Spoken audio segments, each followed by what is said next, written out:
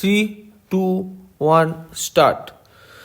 That does not mean that I dislike language being a very important matter in our administration or education or culture. Stop. I recognize that the language of the people is a vital matter for their development, whether it is education, administration or any other matter. Stop. But there is a distinction between developing the language to the fullest extent, and this passion for building up a wall around a linguistic area and calling it a border. Stop. I completely accept the statement that people cannot really grow except through their language, but it does not follow that in order to make them and their language grow, a barrier must be erected between them and others. Stop.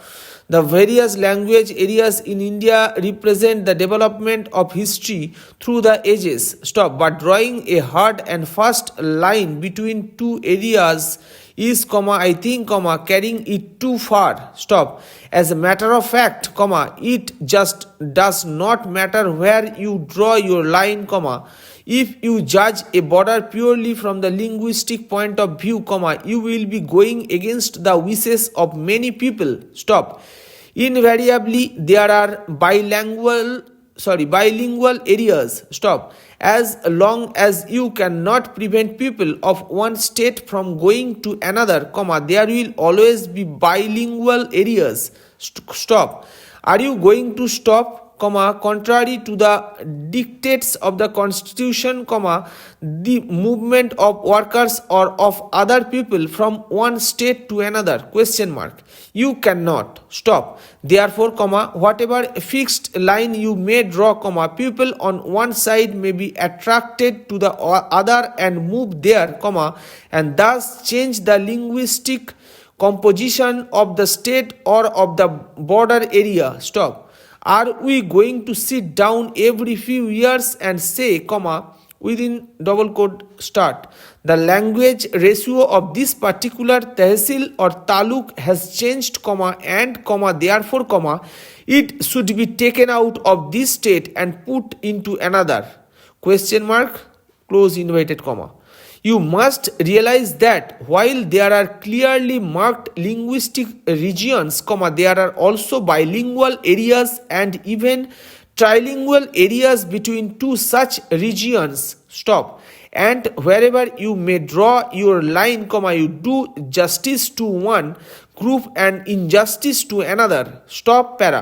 From the language point of view, good reason, good logic and good argument can be found for each side of every case. Stop. This is the difficulty. Stop. If there was logic only on one side, we could decide easily, but there is logic on both sides and the two logic conflict and the same to be balanced. Stop.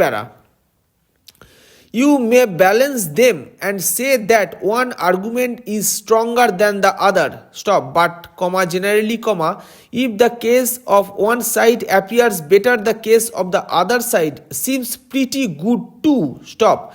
Maps and census figures have become the fashion now. Stop. Are we to weigh in a balance how many individuals speak one language and how many speak another? It will lead to all kinds of fantastic situations. Stop. I submit that we must consider this matter separately from the question of language. Stop.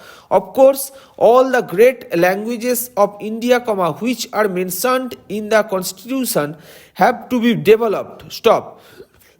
I would go a step further and say that even those in the northeast frontier area and elsewhere ought to be developed. Stop. Further, the development of one language should not be and cannot be at the expense of the other. Stop. I am convinced that the development of any one of the great languages of India helps the development of the other languages. Stop. It is my privilege However unworthy I might be of being the president of the Sahitya Academy started a year or two ago, where we deal with all the languages of India and try to encourage them. Stop. The more we discuss these matters, the more we see that encouragement, development and growth of one language result in advantage to the other Indian languages also. Stop para. Going one more step, I would say that the knowledge of a foreign language helps the growth of an Indian language. Stop. If we are cut off from foreign languages, we are cut off from the ideas that are contained in those foreign languages, and from technology which is part of modern life. Stop. Therefore, let us not think of excluding a language. Stop. Quite frankly, I do not understand the way some people are afraid of the Urdu language. Stop. I am proud to speak Urdu and I hope to continue to speak Urdu. Stop. I just do not understand why in any state in India people should consider Urdu a foreign language or something which invades their own domain. Stop. Urdu is a language mentioned in our constitution. Stop. I object to any narrow-mindedness in regard to Urdu. Stop para. It is no use dragging philology into these language controversies. Stop. Take the Punjabi language. Stop. We have heard learned arguments about the origin of Punjabi and the Gurumukhi script and how far it is connected with Hindi and so on, as if the source was a paramount significance. Stop. What matter is what people do today. Stop. Let scholars go into the past of Gurumukhi and Hindi. Stop. If people in the Punjab or elsewhere wish to use it, let them use. Stop.